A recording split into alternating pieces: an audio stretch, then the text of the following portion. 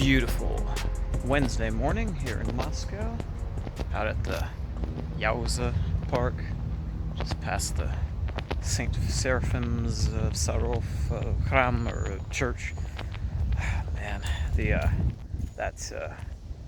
garden area around it, talk about putting a lot of love and taking a lot of pride in the appearance there, because it's a pretty, relative to Moscow, small church. I think it was only built a few years ago, but man, that garden, people put in so much effort to make that place just explode with color and all. Yeah, it's inspiring. Go walk by there.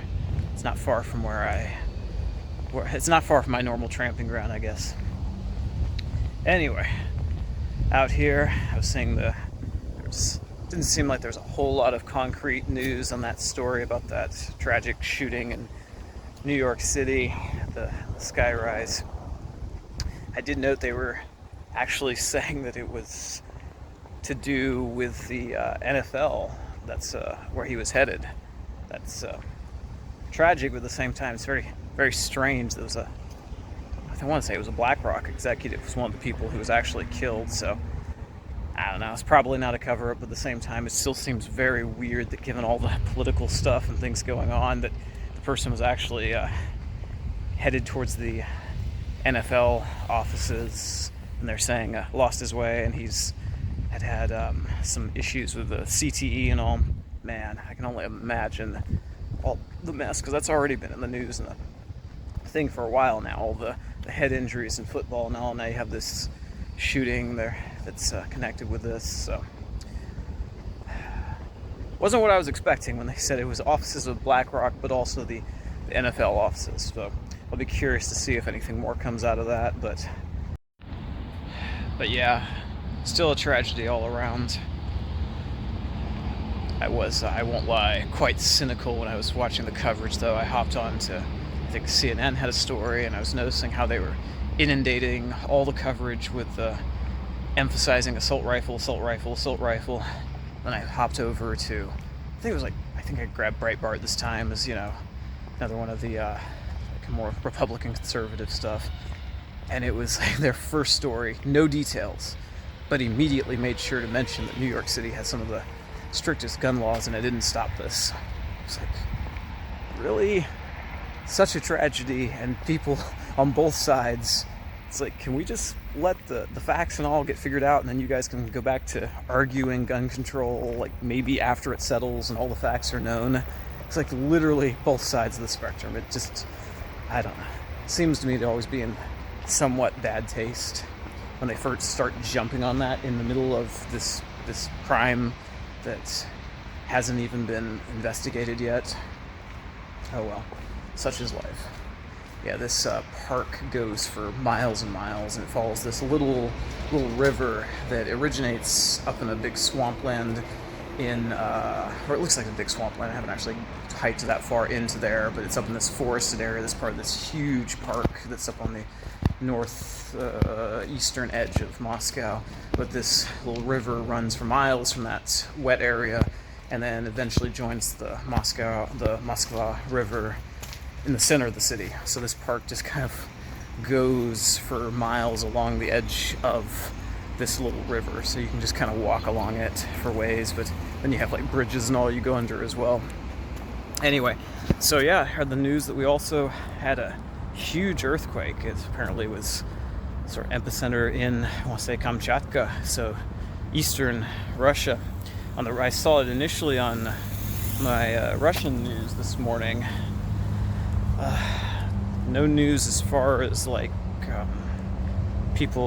casualties, people being harmed yet. I know there was reports on the Russian side that was like a Detsky Sad, so like a kindergarten type place, having collapsed in this, but they didn't have any news on if anyone had been hurt or not. Or hopefully, maybe this time of year in the summer, there weren't that many people there, or there was evacuations and at least places in Hawaii, or at least some of like the shipping areas, like moving ships out of the harbors and all, and then in parts of Japan too. I want to say another news source, might have been like CNN or something, was reporting that was the 6th biggest, most powerful recorded, or tied for 6th most powerful earthquake currently, it might look like. So big deal. This Russian newsfeed stuff from Kamchatka looks quite dramatic, and some of the houses and buildings and all the taken from inside, all the stuff on the shelves just shaking and rattling and falling off. I also saw a not so surprising report dropped recently that Britain is the country with the highest proportion of extremely wealthy people leaving, or like billionaires basically fleeing the country to protect their money. And so they're discussing bringing back, oh my goodness, I was reading it in a Russian translation of the article. It was in English. It was like the golden visa thing, right? To try and that they put on hold. They were talking about bringing it back to, incentivize more billionaires to come back and all. Except, of course, you then run into the issue that they keep veering back and forth, right? They're also talking about raising the taxes on the ultra rich. So it's just so unpredictable. I mean, yeah. Britain always doing great things right now. It seems like they're a bastion of stability these days. How many prime ministers we on the last 3 years, right? Okay, I don't even want to go down that one. Man, do I miss Liz Truss and her cringy pictures she's putting out of herself out visiting military installations, riding on tanks and all. It's kind of like the Barney Fife of the British government way back when, for anyone who remembers that old American TV show from the 60s. Anyway, more British news right there. I think they just had the law go into effect. Basically the online censorship law. It's it's wrapped up as protecting children, right? It's aimed at protecting access to like pornographic sites. You have to go and put in your like passports, or use like facial ID to check that you're over 18, all this kind of stuff. Which, okay, fine. Maybe that might not be the worst idea to limit some things to do with pornography. But of course, within the law, apparently, these sites are supposed to be like keeping all sorts of data. It also applies to all sorts of speech that might be offensive, all sorts of other websites that aren't strictly porn websites. And so if you actually read between the lines, it's just going and saying, okay, we're just going to label all these different things as stuff that children shouldn't be exposed to, and it'll basically be give us the option of shutting everything down, or forcing them to use all of these age verification things that'll kill the sites, hurt the sites, or just give us the excuse to shut them down ourselves because they'll say they don't do enough, right? I always find it interesting because it's like, live in this sort of postmodern philosophical landscape to where the government somewhere like Britain is not even going to admit to there really being much of a thing like an ultimate right or wrong. Just all this kind of vaguely stated like human freedom and all this other stuff. And at the same time, they're sitting here kind of going, okay, we pass all these laws to protect children, but we don't really have a clear view of what right and wrong is. So how do you hammer out what children should be allowed to see or not on this sort of bankrupted moral philosophy, right? And so when it gets down to it, that's sort of the shift right now in the West, right? Everyone is going to yell about protecting their liberties. So the way you get around that is you just say, well, it's not about rights, it's just about protecting children. Adults have the right to do it. It's just the children we're worried about. But of course, we're going to find a way, while labeling it as protecting children, to control everyone. I don't know. I find the constant shift towards protecting the children to be a kind of cynical tactic to allow there to be more and more just sort of going after everyone. Cross the road there real quick. So you're not going to catch them saying, oh, something you could say is logical, like pornography, undermines family values and hurts society, so therefore we're just going to limit access to it because that would be useful. No, I can't say that because we're not going to take any sort of moral stance. But then we're just going to blame it all on the children and use it as a way to then still go and control it. So, making some sort of moral call one way or another, maybe going libertarian and saying, well, that's just not ours to control. Okay, fine, you be taking a stance. Going and saying, this hurts family values, so we don't care, we're just going to try and limit it, try to decentivize it. That'd also be taking a stance. This sort of vague, undefined, we can pass it for the sake of the children, just kind of allows so much more leeway for usurpation of power in my mind. It's just, I think it's very clever that that's been the shift over time. Yeah. Anyway, in the midst of all this, I saw a report recently that there's even some debate among Labour. What's her name? It's a parliamentary member in Britain, Champion is her name, who's talking about pushing for them to ban VPNs in Britain because VPN sales skyrocketed all over the place the minute they pushed through this law that would, limit people's access to, certain adult content, right? Oh, great, skyrockets. But now they're saying, okay, well, maybe we should make VPNs illegal in general. Yeah, it's, I guess if you're living in Britain, you just kind of have to laugh so you don't cry, I guess. Maybe that's the best response right now. I find it so ironic because I saw, was it Breitbart, the conservative one, when I was looking at it briefly this morning. They were weighing in on it and saying, oh, VPNs are something, they're popular in what was it, communist China, Islamic Iran, Putin's Russia, all this stuff. Once again, they can't make it two sentences without sounding like some sort of weird propagandist cutout, Iran's Islamist, but not our allies like Saudi Arabia, right? I know people from Iran. I've also known people who've lived in Saudi Arabia, and I've heard more stories about the one than the other. But, the standard changes depending on who's on our side, or, Putin's Russia. When you have an election here and foreign observers come to observe the election from the EU, they then get in trouble when they go back. Because, you should have free and open elections. So therefore, we're not going to let anyone go and check that they're free and open elections, right? Oh man, or communist China, right?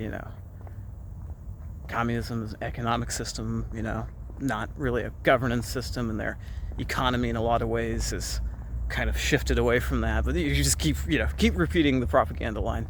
Anywho, talking about banning VPNs completely in Britain. You want to know where they're not banned? I'm standing in a country where they're not banned. So you tell me how free things are starting to sound in Europe these days. In the European Union, Britain's not technically in the European Union, right? Yeah, right. Anyway, the last, what are we on? 3 administrations managed to basically nullify all of Brexit anyway. So, talk about completely banning VPNs, holding people liable for using any of the sites if they're using VPNs to do them, going after the people selling VPNs, all this stuff. The irony with this is all this constant representation of freedom. I remember Boris Johnson putting out this thing saying people in Russia should download and use VPNs so they can get around the censorship and know the truth. It's just oh man, a year later your own country is debating banning them completely, right?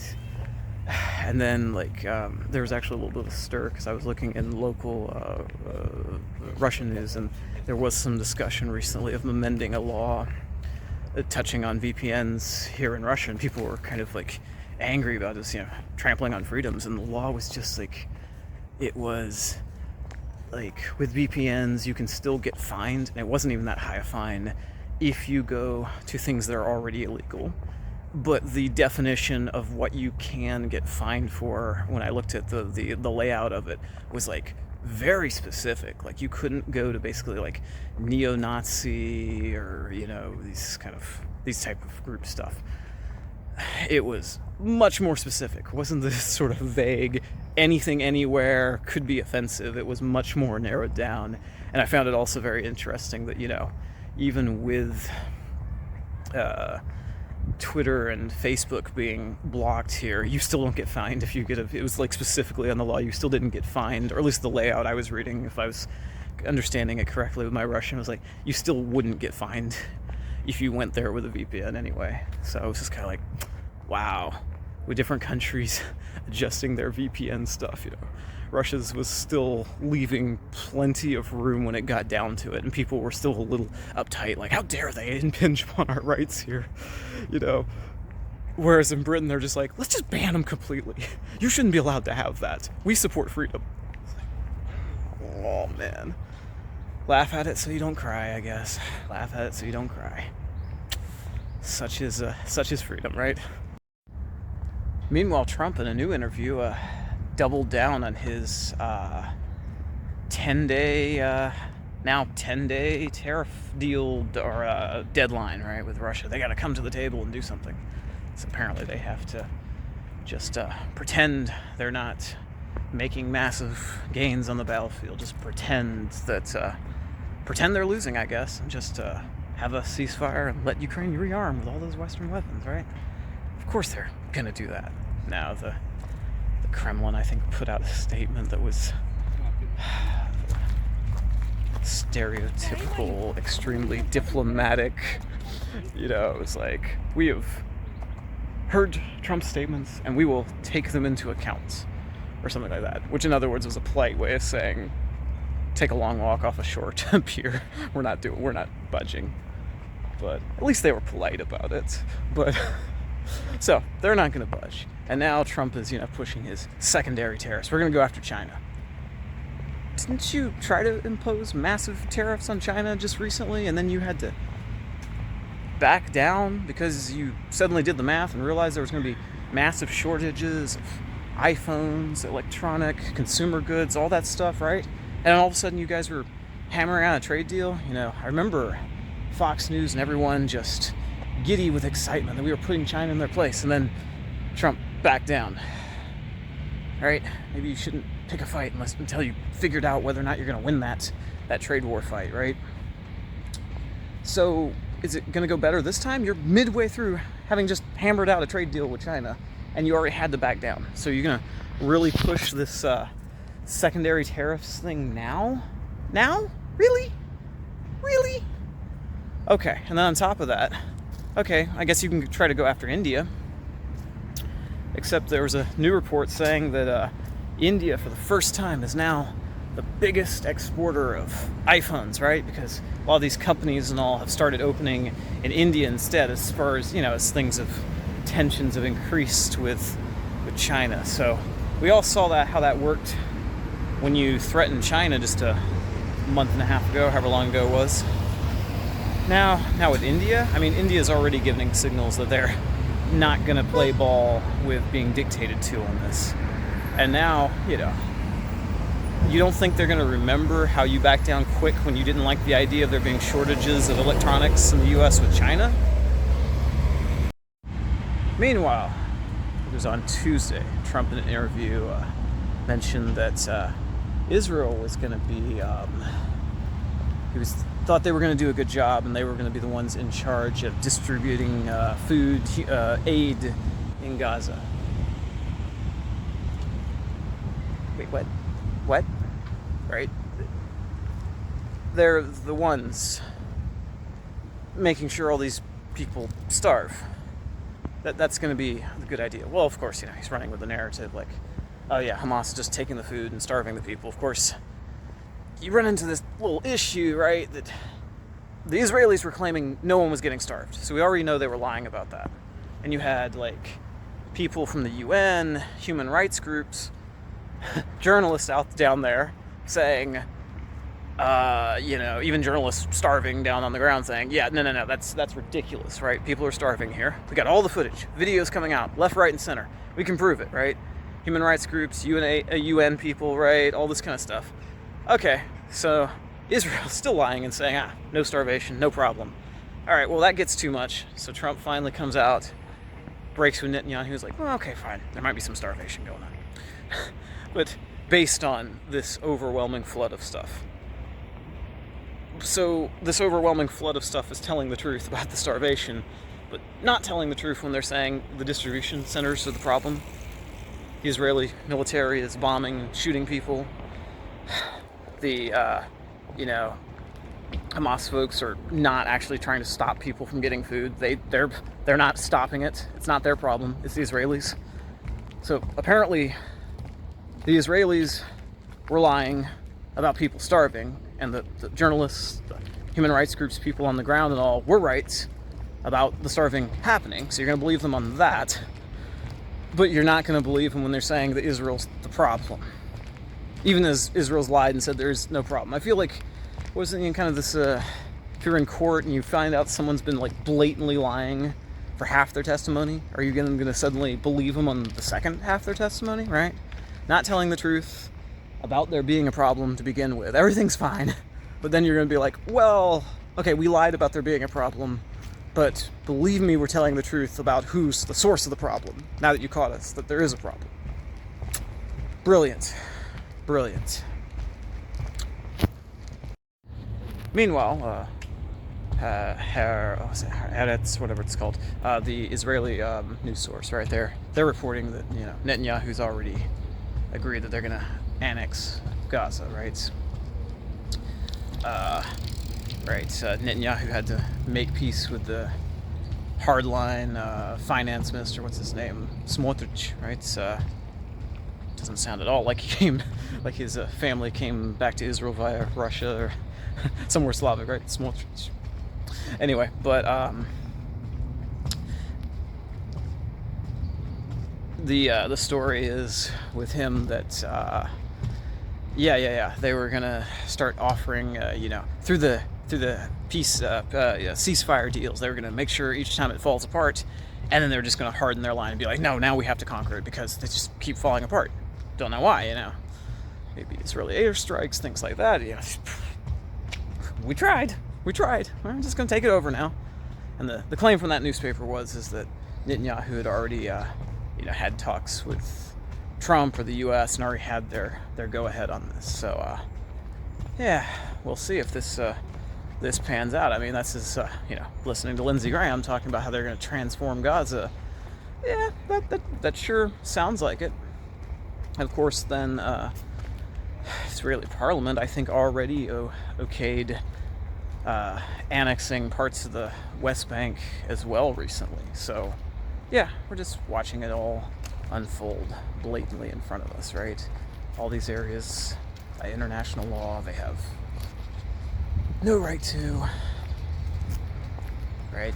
Watching slaughter of women and children right in front of us, being blatantly lied to because, have all the footage just pouring in every single day. But nothing to see here, folks. Nothing to see here. Just move on. Just move on. Right? Such is the state of things. Day by day, I guess. Anyway, at least on the more positive notes, I'm going to go back to enjoying the absolutely heavenly weather here. Though, I did have to laugh coming from the US where, I'm used to it this time of year, frequently staying over 100 degrees Fahrenheit, that we had a heat advisory for the next couple of days because it's going to be like high 80s, high mid 80s, and some of the metro stations will be giving out free bottles of water to help people stay cool. This is paradise when high 80s is, or high, like 86, 87 Fahrenheit is heat advisory level. So I guess there is that. There's always there's an upside, right? This summer weather is definitely paradise. All right, that's all for now, folks.